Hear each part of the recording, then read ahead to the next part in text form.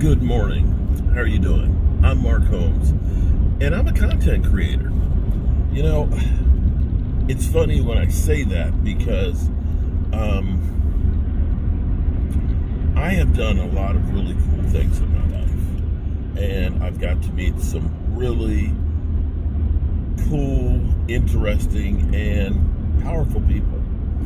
And often when people would ask me, "Oh, what do you do?"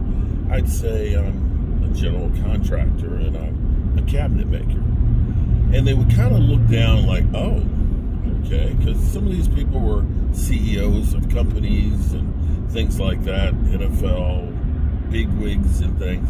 And it's like, "Oh," and you get a feeling like they weren't saying anything about you or what you're doing, but it was kind of like, "Oh, okay."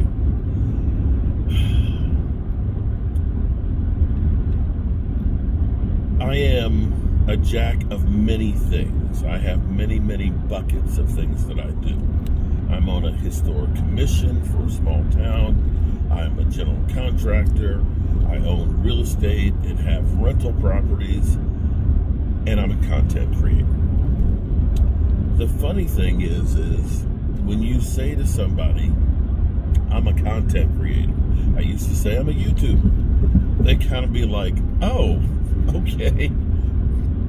You know, like, there's a connotation with being a content creator or a YouTuber that people will look at it and say, that's not a real job.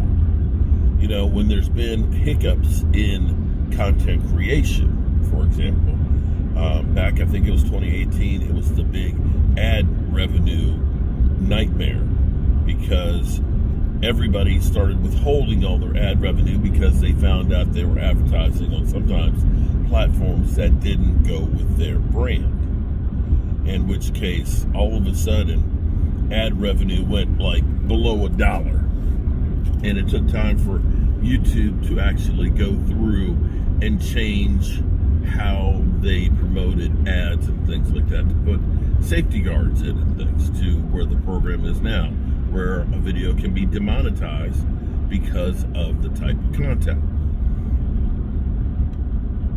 When that happened, people were like, "Good, go out and get a real job then." Well, I have to tell you, first of all, to succeed in YouTube, it is a job. There are so many parameters and things to honestly be successful. The content ideas, the filming of it, the editing of it, the putting it up, having something that somebody wants to watch on a consistent basis is work. There's physical work, there's mental work, and there's also emotional work. The thing is everybody is looking for the easy get rich deal. There's so many content creators out there that are all out there pushing to you what you need to do right now. You know, here's the thing. When everybody is telling you to do the same thing, how is it going to be that you are going to stand out? Think about it. If every single YouTube content creator did all the exact same thing, it basically nullifies it. You're still in the same boat. There's over 60 billion YouTube channels out there. Only about 2% of them are making six figures. How are you going to come up with being one of those 2%? And it's not by following what everybody else does. The funniest thing I always hear from people, because they always say, "Well, I don't have time. I don't have time. And I got a job." Well, I've got multiple jobs. And I could say, I'm a full-time YouTuber. I'm also a full-time husband. I'm also a full-time father. I'm also a full-time real estate investor. I'm also a full-time landlord. And I'm a full-time carpenter. If it's important to you, you will find ways to give yourself time to put into it. If you don't, or if you can't, you will never be more than, you might get a couple videos that'll do well. Maybe you get monetized, but you won't be that creator that you want to be, that everybody tells you how simple it is.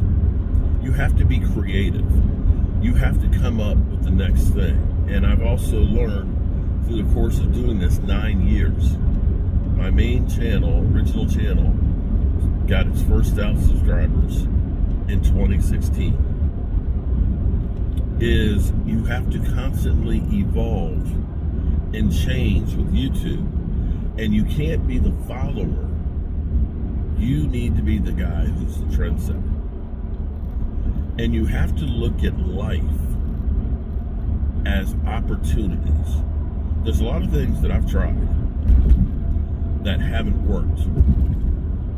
But to give you an example, this morning I had to leave from down in the country at 5:30 in the morning because I've got to take my dad, who's 150 miles away, to a doctor for a checkup. And so I'm leaving early in the morning. And it's pitch black.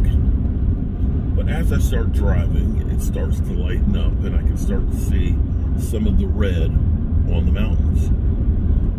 And so as I'm talking to you now on my cell phone, I started just recording my drive.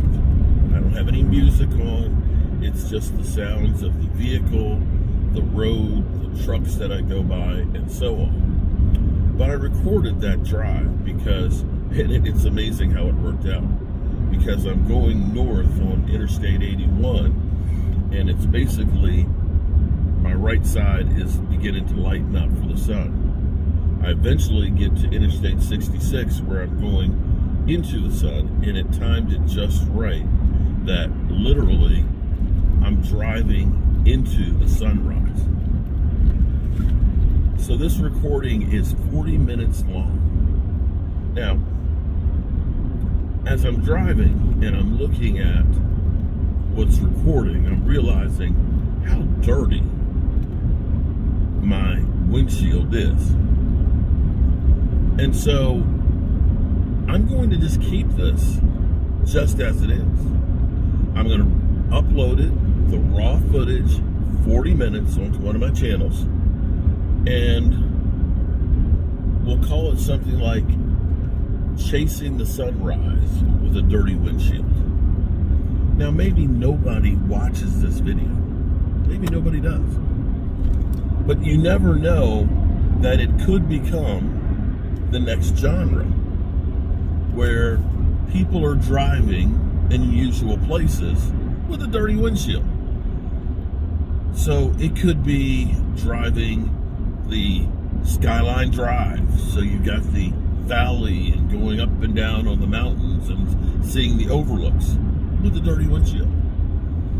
Now somebody will probably grab this and take it and say, hey, let me try that. But that's how you have to think with social media, is what is the next thing? What can I do that's going to stand out?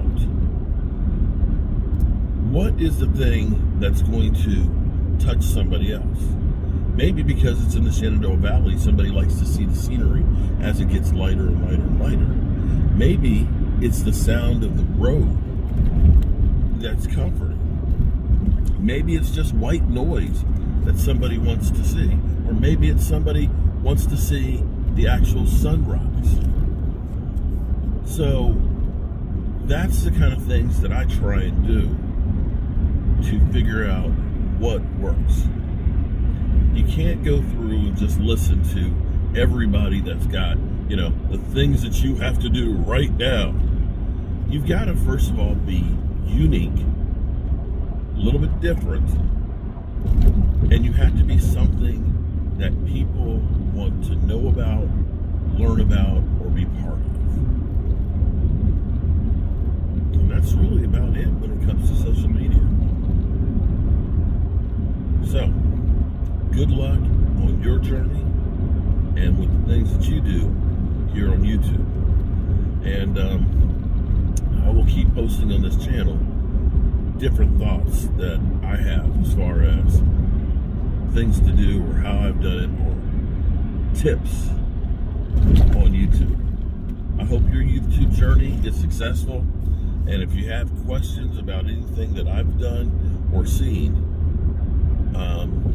or would like to know, leave it in the comments and I'll get back to you. Have a great day.